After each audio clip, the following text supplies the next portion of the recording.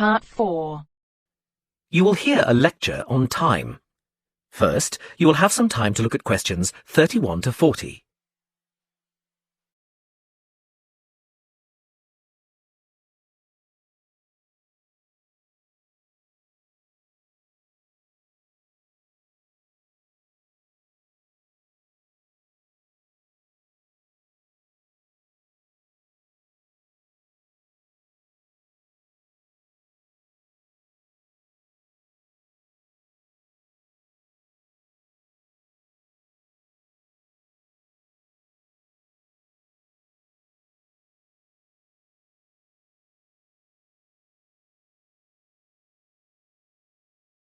Now listen carefully and answer questions 31 to 40. The subject of this series of lectures is horology, the science of measuring time, and we'll be looking at a few basic concepts in this lecture.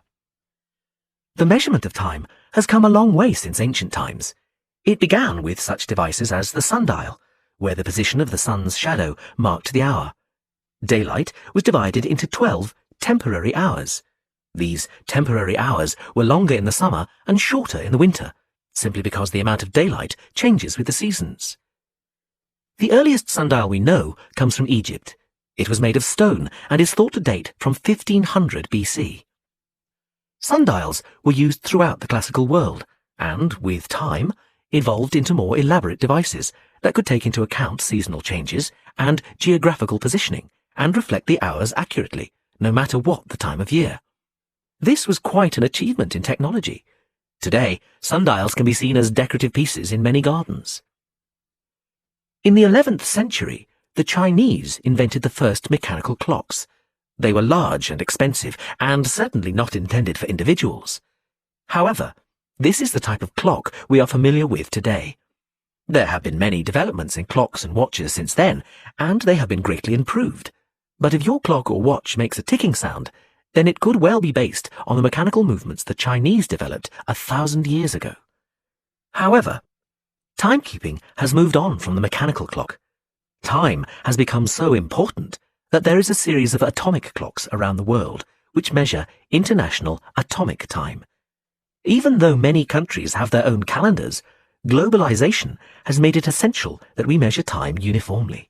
That we know, for example, that when it's 6 a.m. in the United Kingdom, it's 2 p.m. in Beijing. This standard was set in 1958.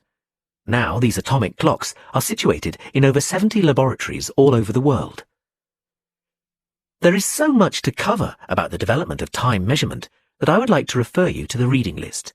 The core text is The Development of Time, Theory and Practice, but there are many other useful texts. A good grounding in the subject is given in Understanding Time by J.R. Beale. Although some sections lack detailed analyses, it does offer a good foundation. Also, Time, Concepts and Conventions is quite a useful read. You might think from the title that it's about the philosophy of time, but this isn't the case. Rather, it gives a good description of how different countries have different approaches to time in terms of calendars and days. Lastly, The Story of Time by David Harris analyzes time in great detail, and I would recommend this book if you are aiming to specialize in horology. Now, we're going to continue with an in-depth look at lunar and solar cycles. That is the end of Part 4. You now have half a minute to check your answers.